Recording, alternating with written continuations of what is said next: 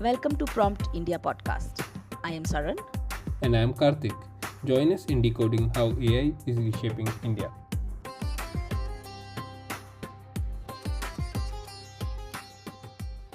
Welcome to another episode of Prompt India. In the last episode with Tulika Anand Charan, we discussed how school students in Tier 1 and Tier 2 are already using AI. However, we are not ready. We need trained teachers and infrastructure for taking advantage of the opportunity that is presented to us. Higher education is where the stakes gets real, where students move from learning facts to discovering new findings. And to help us navigate this, we have Dr. Khushwinder Kaur. She is a professor of chemistry at Panjab University, Chandigarh, with over 25 years of experience in the lab and in the lecture hall. Welcome, Khushwinder. Thank you, Saran. Okay, so Khushwinder, let's understand your experience with AI and how you are using it today. And how do you think the science teaching has changed over the last few years? It has changed a lot, I would say, starting from the day we started studying to what we are teaching these days and how the things are moving. It's a big shift, I would say, with more and more students and teachers using generative AI or other tools. Today we have students who are more tech. They are, if we say they are more smarter or they are prompt in answering questions. We even do not need to ask a question and they have an answer these days. So teaching these days have shifted a lot.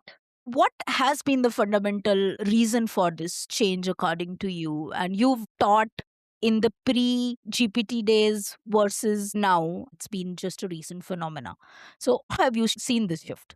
Look, Saran, teaching these days have become very different because earlier when there was no Gen AI, we used to study with books and we used to go to library. Our department used to had one of the biggest libraries in North India.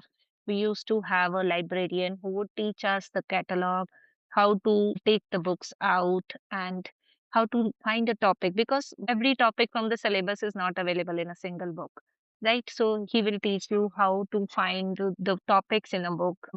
Today, students don't tend to go to hard libraries. They need soft digital libraries.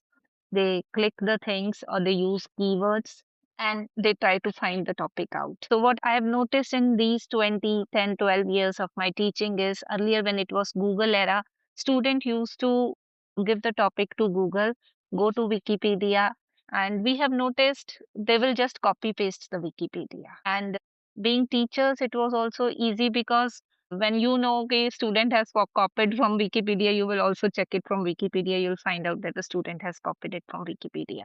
But with the more and more use of AI, the responses have become heterogeneous. And also with the advent of this new national educational policy that is being introduced in universities and colleges. So all these things have actually made the education a total shift. So we need to overhaul our examination system, our teaching system, and our evaluation systems.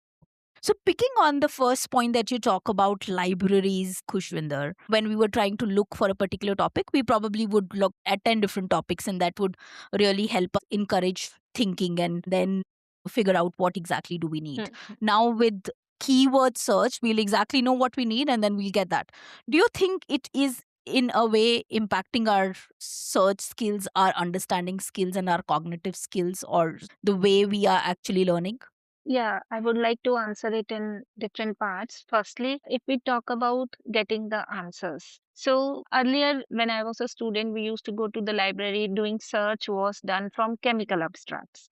So chemical extracts are big books labeled year wise. Then we'll have our own keywords. We will go about it like a dictionary, find the word, and then once you reach the topic you need, you'll have to write the whole topic because we will not find it on a particular page. It was always scattered. So you have to write that abstract of the paper, or you tend to maintain a notebook that was called as literature notebook. I would not say that we are not doing good literature survey these days. We are doing a much, much better literature survey. much faster literature survey. The only problem that I feel we face these days, because we have been exposed to vast information, so we lack discipline. Earlier, we had a notebook, as I'm telling you, we used to copy paste it on a notebook, and then we used to read the notebook. And jab hame chahiye, so we can take it out and then we can get to know the whole topic. But now, because we have a digital library, we give keywords, we do not have a notebook, we do not maintain discipline, we just make a folder and then we save it by blah, blah, blah names. And then we do not have a disciplined literature survey because of this. Otherwise, if you talk of our research problems, our literature surveys, they are far, far better than it used to be the time I was talking about chemical abstracts. This is far, far better. We have more access to information. We can reframe our topic more. And with Gen AI, it is even more easy and even more creative. It can help you make your problem more authentic. You have one, it will answer you the other way. Then it actually connects more neural networks in your brain if you are disciplined. And if you are not, then it will be more neural networks on the computer than on your brain. Follow-up question here, like, which way do you see students going, right? Because you're talking about both the positive side of it, where you can actually use it as a tool and it'll be really helpful, and then you can try and game the whole process as well. How are students in general using this? Right. I will answer it the way that we need training. We need proper training to use these things because students are using it too superficially. Actually, we need to change the word smarter now. If you think prompt answering is smarter, then the students are. If you think deep knowledge is smarter, students are not because they know all the answers. They can answer you anything. But when you talk of deep diving into the subject, like it is chemistry, if you talk about the reaction mechanisms, the kinetics of the reactions, and you ask them, okay, you have this, you have to do it on the board, you won't get much answers because there they miss. Otherwise, if you ask them, you have your mobile, you have to do it on the notebook, they will not be able to explain the process, but they will be able to give you the answers. We need to change the system to accept this in a proper way. Otherwise, it can be risky for the generation. This is my personal opinion. No, that makes a lot of sense. So what we hear you say is that the access to information has improved a lot. You don't have to like really spend time in libraries finding the journals and the article in a abstract somewhere, while you can have it at the click of the finger. But the problem is not the access anymore. The problem is how do you really uh, understand those concepts and then Understand. apply Yeah. them. Yeah. Just a further point, right? Chemistry as a subject is still very practical. You have to go in the lab and then do those experiments. Yeah. No Gen AI solution will, it'll probably tell you how to do the lab work, but it'll not be able to do that for you. So, how do you think students are coping with that part of the equation where they actually have to go and do that chemical reaction in the lab and then prove the solution as well? This also depend upon the kind of students, the interests they have. Some students are very, very willing to learn. They want to go to the labs, they want to explore, they want to know, they want to do things with their hands, like doing reactions, but doing workup, doing columns, then giving it for characterization techniques, and then analyzing the data. So students are in general very, very keen to do all these things. There, I don't think so. They are because there we do not have Gen AI to do our work. So they know that they have to do it by themselves. So they are very open and they want to do it. They go to the labs for that. Even if they have to go back to the library too, we have SciFinder here, and that is not a AI tool, but that is actually a digital library. So they actually go to SciFinder. They try to find out things. They remain involved when they are working in the lab. So they get their data, they try to interpret their data. Right, this I have observed now. When it comes to data interpretation part, they upload it on chat gpt. They give it to gpt, they do not think what gpt is answering, they bring that report to the teacher. to for the teacher to analyze this. They think their work is done. Talking about the work in laboratory, the bench work, they do not have help, so they are not expecting it, and they are trying to do it to their full. We have three branches in physical, organic, and inorganic chemistry. So they usually, this organic chemistry branch is one of the toughest one, with involving a lot of chemical reactions, solvents, and other things. So their students sometimes think that I will be exposed to many chemicals. So that is the only inhibition they have joining that place. Otherwise, they do not back foot from work. They want to learn. They come forward. They do the things with their hands because they do not have AI support there. So what I understand is that they do pre-work with the help of Gen AI and the post-work with Gen AI, the analysis. Do you think the doing the analysis with Gen AI impacts the result or impacts their skill of doing this themselves and figuring out what's the reaction and what's the analysis themselves versus a Gen AI doing it because they just uploaded the data? They uploaded the data, and sometimes they get very good outcomes from Gen AI. But yes, again, I would stress here that they are missing on the cognitive skills then, because when you start interpreting your data, because when we are talking about FTIR specifically, so we have specific peaks for carbonyl group, CN group, CH group, stretching, bending. So there are a number of things that earlier we used to remember. Now, when we are uploading the data, and Gen A is doing it for us, we'll bring it to the teacher. We don't try to remember it. It's just like, because earlier we used to remember a lot of phone numbers. Today we do not remember any phone number because we have left doing it on our mobiles. So that is the case if they keep on interpreting their data with ChatGPT or other AI tools, then definitely there is going to be a problem. And other thing that I have observed that students don't notice is there is a difference in the paid and free tools. So the paid tools, they give you much more elaborative data, very good and intelligent answers. But when you have a free model, then the answer is somewhat loosely placed, or then it will say that for today's the limit is over. You come back tomorrow. The student keeps on waiting. And the next day, the student don't use their brain because then they do not want to open the book, look at the peaks, and do it. They do not even want to spend to buy a paid version, so they are left in between. They neither their data analysis is complete with Gen AI nor with their own brains. Otherwise, if you talk about data analysis and if you are using a good model, I think analysis is very good. And if you are using your own brain with it, it becomes fantastic. Okay. So AI can hallucinate, right? It can give the wrong answers. Sometimes it can cite a reference, but the reference doesn't actually contain the data that is showing. So how has the job been for you and how has it changed? Because if people are just giving that data and presenting it to you, I'm guessing it becomes harder to kind of track exactly what is happening and whether the data is correct or not. Yeah, hallucination problem in AI right now, most of the students who are using free models, they do not understand. They do not understand because one who has used a paid model will actually get the results. One who is using free model does not get much answers. So they do not understand that when they get a wrong answer. This happened with me once. I was using this free AI model. So I was asking it about some buffers or something. So it answered that incorrectly. So I asked it, no, you are incorrect.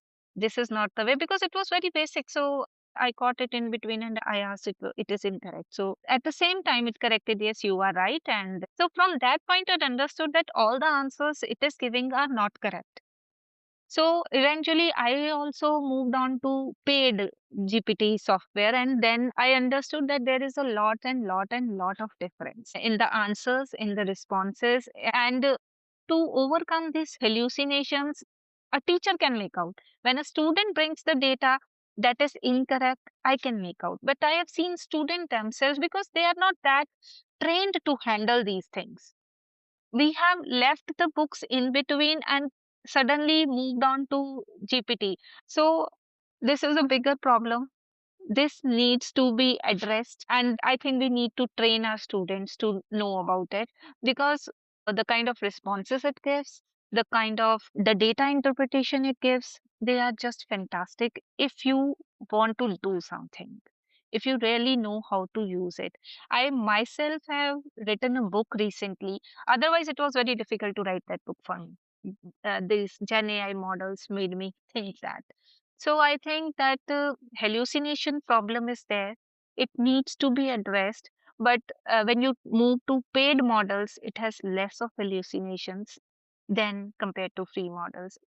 I have observed in my campus only that they actually do not want to go for paid models. They want to go for free models. And with free models, hallucinations, sometimes it has. So they do not realize that it has gone incorrect. So they bring the data to the teacher and the teacher has then to correct it. So as a educator, as a teacher, it has not made my job harder, but it has made me work in a different way, that I have to tell my students, I have to be open about the use of generative AI. It can no longer be used as a shadow tool. It has to be used as an open tool so that we can guide our students well about these problems and students can address them. They have this capability.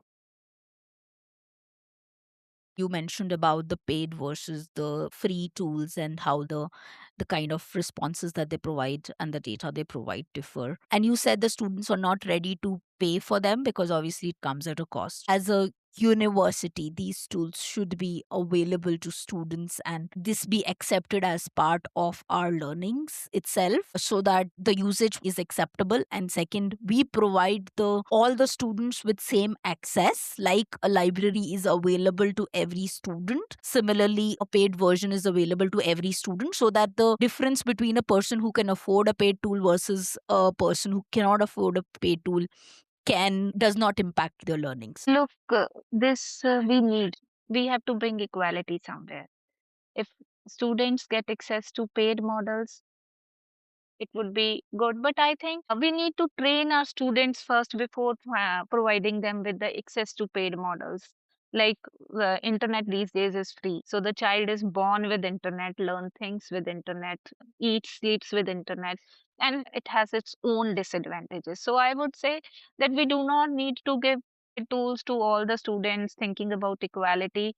We need to let the students struggle and understand that this problem exists. So to overcome this problem, you have to consult the books, and at a particular stage you will be provided with a paid tool. Otherwise generation will become very very smarter, but will have no deep knowledge. Maybe some people will become intellectually lazy also, because we just want every answer on a click of a button. I think to if we have a we might deepen this digital divide if we do not provide equal access of these AI tools to all the students. So now for this, we just have to understand two, three things, that we have to accept AI as an open tool. We have to accept that change is the only constant. We have to move on with it. We have to train our generation to use AI tools effectively, and that cannot be done starting from the university level. That has to go down to the school levels, where the students learn integration of both the tools, and eventually when they move up to higher education, they can be provided access with paid tools for learning, because there are number of tools that are available, number of tools, and mostly they are paid. So how many paid tools can we buy and how many paid tools can be supported? So I think we need to have a perfect blend of both the systems, where the students learns to use these tools and integrate the tool with the textbook and develop the neural networks, his own neural network, rather than doing it on the computer. And eventually they can shift over once they understand the importance. Currently, students do not. They are just using it to take off the burden of their work. The teachers are also using it, but teachers, because I have seen educators earlier, till last year, I would say, it was not an open tool. It was a shadow tool because nobody was that open to use Gen AI or telling someone that I have drafted this email or drafted this minutes of meeting with Gen AI. But with the UGC and CSIR and DSC coming up with a lot of teacher education programs awakening about these tools, I recently did a refresher course on generative AI also. So awakening has been set up among teachers where more and more teachers are using these tools, and teachers can guide the students about the effective use of these tools. And once we are able to blend the system perfectly, I think then only we can provide access to paid tools. Otherwise, there will be a big divide between the people who can afford those tools or people who cannot afford those tools.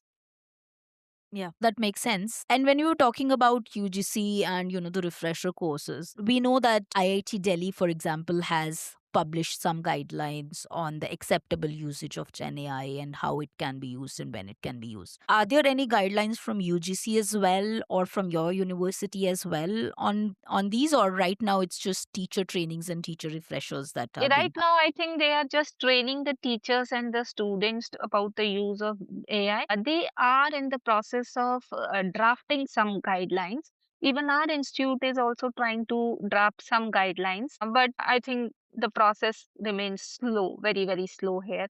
And Gen AI is very, very fast. So I think we need to be very, very fast. Right now, you see, we are in the process of implementing new education policy that started in 2020. So it's been 5 years we are trying to implement that policy. And if we take this much time for implementation of guidelines of AI, Gen AI, AI will be in a different world at that time. So the guidelines will have no validity. So we need to move our pace with AI to make the guidelines and keep on changing them. So we need to keep the flexibility part along with that. Only then this guideline will work. Yeah, makes sense. Shifting again to students, when we talk about your postgraduate students versus your PhD students, now PhD, the expectation is to do some net new research to find, Yeah. do new things. Gen AI, as you know, is trained on the existing data. So, how difficult it is for finding these new problems and using these tools for PhD research, where the expectation is to create something net new rather than understanding what existing literature is there and then, then conduct some experiments and learn. Look, PhD and undergrads, they are completely different. They are different in their age also. So PhD students, they are very, very mature. They understand that they have come to do something new. Once they want to join, what they do is they go through the profile of the teacher. They understand what the teacher is working upon, and then they join the guide for their PhD. I have seen they use Gen AI tools. I would not say that they do not use, they are using it exhaustively, but I would say that they are very well aware the where to use, when to use, how to use, because research does not go with the Gen AI. It has to go with patents because you are expecting something new to come out. We also encourage our students to start their literature survey, not from all these, but we have a basic problem and we start with patents. Once you understand the patents, then the students are able to draft their problem using both Gen AI as well as literature and as well as patent. But if you talk about a postgraduate or undergraduate system, the scenario is completely different, where we have internship for our fourth year undergrad students, where we train them to do literature survey using a blended mode of this digital library as well as Gen AI tools. So this is the new bridging gap by National Education Policy, where we are having our undergrad students using these tools and doing only literature survey and understanding what research is before they actually deep dive into doing research. So we are just trying to train our students with that, and as our PhD students are concerned, they know that if they are using these tools blindly and they do not get up with something good, their future will be in trouble. They use it for interpretation of data, there is no doubt about it, but they actually know what they are doing it for. So there is no comparison between a PhD or an undergraduate student, but mostly students who come here after clearing UGC NET and CSIR, they are well aware of their careers. They understand that after this training period, they will be thrown into the world to find their jobs. And that is practically very difficult these days. So they deep dive, they try to understand, they make up a problem. They take 3 to 5 months to do actually literature survey on the problem, not just superficial literature survey. Got it. Got it. So you're saying that there are already steps being taken to train the students on how to use these tools effectively to an extent. Yeah, I told you a year ago, if you had asked me this question, I would say, no, we are not doing this because it was a shadow tool with teachers using it, not telling students using it, not showing anyone. But now it is an open tool with more and more learning programs. Teachers are open and teachers have understood that AI here is to empower us and not to replace us. Because with AI earlier, it was a lot of job threat also, but now people have understood that it is not a job threat, it is to empower us, and it is here to stay. Change is the constant. So we have to accept this change. So more and more people are actually accepting these tools, more and more teachers are using it, more and more students are using it. No, I'm very glad to hear that we are already moving towards an education where we're blending the usage of these tools with the traditional education and then trying to make the best use of it. So that's very heartening to know. Yeah, from a skills perspective as well, because you're talking about all of these things where we are adapting as the environment changes. But do you think there are certain skills that students need to now hone probably more strongly? Because for some things you can use AI, but there is an inherent value that the students need to build. And are students also thinking about this? Do they have questions around this? Or is it something that is quite clear to everybody? Yeah, we need to have certain things fixed in our education system. First and foremost is we do not need to replace books. Our students need to read from the books because this AI tools or this internet is actually very distracting for the student. Now, distraction happens with books also, but when you are distracted by reading a book, what will happen? You will read some other page. In the end, it is knowledge about some other topic. But when you are doing things with the internet or other things, you are actually distracted. Need to actually teach our students that they have to actually follow a book, understand the topic completely, and then shift to AI to polish their skills. So uh, this is about how we teach them to adopt the tool. And right now, I have already mentioned that this cannot be done at a university level. This training has to start from schools. So we have to train our students. We have to teach them to study from the book. We have to teach them to sit for longer hours and focus to study. Then move to these tools. These days, I've seen students, or even in our family also, I have seen children, they are unable to focus even on long videos. They cannot. They just want a short thing. They just want a prompt answer. And Kushwinder, shifting back from university students to your own kids, you're a mother, you have two sons. How are you seeing them using AI? Are they using it for homework? What is your instinct? You want to stop them? How are you teaching them? If you ask me honestly, I'm very worried. Worried because teens, not even my children, but I have seen their friends also, they do not start their homeworks on time because they have Gen AI to help them. They know they will complete it. And if the teacher is giving them more homework, then we say that the teacher is giving a lot of homework. The teachers are also framing questions from AI. That is also true. Sometimes the homeworks are so elaborative that it is difficult to find them from books. Just giving a simple example, you have to write the all the foods available in all the states and write their calories and write their proficiency and yields and all those. How the student will find it from the book? The student will not find it from the book. It is difficult. The student will come to the parents. Okay, you help it. The mother is already busy. She will say, oh, go ask ChatGPT or you ask Gen AI. If we want our students to not do answers or homework, we should give them homework that they can do themselves. So when the question paper is being made, the student has to train himself from these tools. So what they are doing, they are clicking the photograph and they are asking it, make all hots. Now we are in the phase that we are accepting these tools with everyone using it to a greater extent. Maybe paid, maybe free. Everyone loves it. Maybe a student, a teacher, a teenager, a principal, a head of the department, anyone will use it. I think nobody these days is writing emails.